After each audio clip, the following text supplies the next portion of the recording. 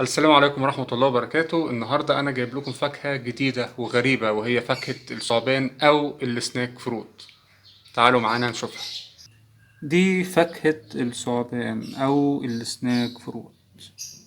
حجمها طبعا صغير، يدوب حجم قبضة الإيد زي ما انتوا شايفين.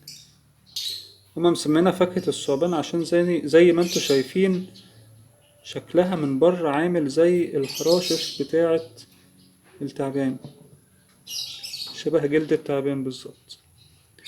عشان بقى تتقطع احنا بس بناخد الجزء ده بنشيله. انت بس بتشيل من هنا وبتتقطع معاك بسهولة. بص بتطلع بسهولة جدا. بس دي القشرة بتاعتها، بس القشرة لو ركزت فيها هتلاقي ان هي فيها زي حراشف كده، دي ممكن تعور على فكرة.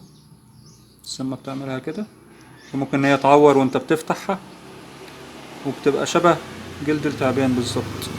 دي بقى لما قشرناها دي بقى طلع اللون، لسه هنكمل تقشيرها ونوريها لكم. هي بعد ما اتقشرت طبعا انت هتبقى فاكرها ان هي مثلا شبه فصوص الثوم الكبيرة.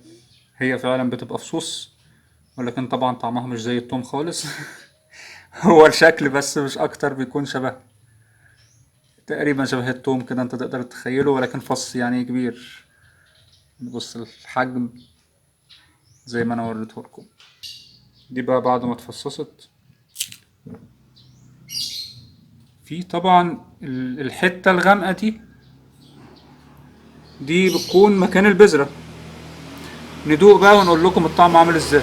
السناك فروت طعمها عامل زي الاناناس على الموز على كمثرى، يعني كانك جبت اناناس وجبت موز وجبت كمثرى وضربتهم مع بعض في الخلاط، فهيطلع لك الطعم ده. طبعا هو القوام بتاعها جامد زي ما انتوا شفتوا. اول انت ما بتدوقها بتحس ان الطعم بتاعها قوي، يعني شبه الياسمين كده. يعني عارف اللي شرب الشاي بالياسمين؟ شبه الياسمين او الفل. هي دي الريحة اللي انت بتحس بيها ان هي مميزة جوه بقك، والطعم الغريب اللي هو بيكون جوه بقك.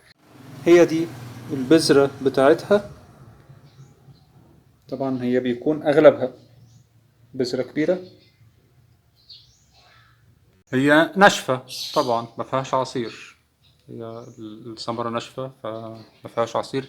على فكرة اسمها سلاك في اندونيسيا، بالبحث الاندونيسي اسمها سلاك، ولكن بالانجليزي سناك فروت. بالعربي فاكهة الثعبان. موجودة في الدول العربية على ما أعتقد. في مصر بتعمل لها حوالي ما بين 300 و 400 جنيه، لأن طبعا انتوا عارفين الفاكهة الاستوائية بتبقى غالية شوية. بلاش أقول لكم بقى السعر في أندونيسيا، ولا أقول لكم؟ في أندونيسيا بتعمل حوالي 10,000 روبيا المتوسط، يعني أقل من دولار للكيلو.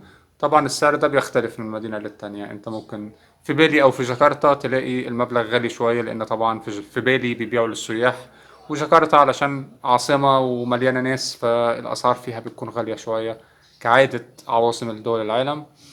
ولكن في المدن الأخرى ممكن تلاقيها ب10، ممكن تلاقيها ب20، حسب طبعا الموسم بتاعها وحسب السوق اللي انت بتشتري منه. ده كان ريفيو سريع خفيف عن فاكهة الثعبان أو السناك فروت. لو في أي فاكهة استوائية في أندونيسيا انتوا عايزين إن انتوا تعرفوا أي معلومة عنها اكتبولي في التعليقات، ونشوفكم في الفيديو اللي جاي إن شاء الله.